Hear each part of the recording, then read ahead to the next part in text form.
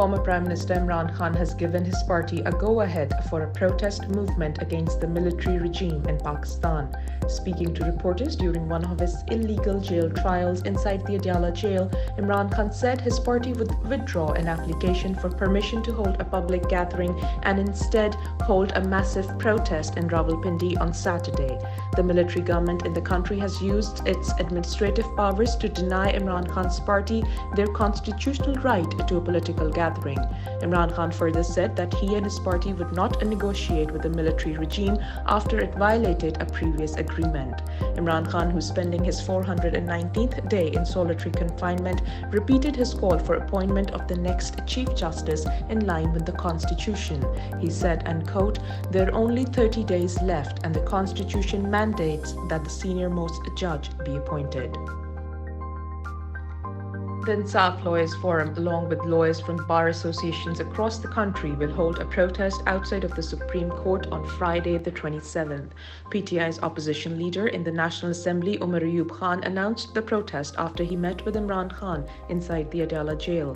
The legal community in Pakistan has unanimously condemned the military regime's plan to amend the constitution.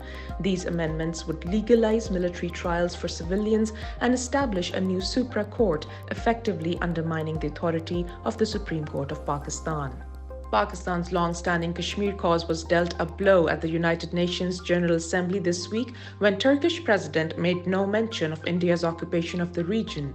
For decades, Turkey, considered a brotherly nation, has diplomatically backed Pakistan's policy on Kashmir. Analysts blamed the unrepresentative military government's lethargic diplomacy, which has been focused on consolidating power internally through its fascist tactics.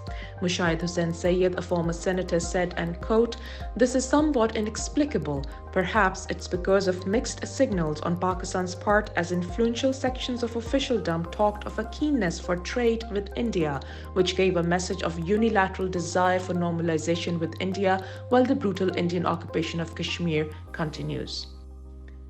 The United Nations Secretary General has said all hell is breaking loose in Lebanon.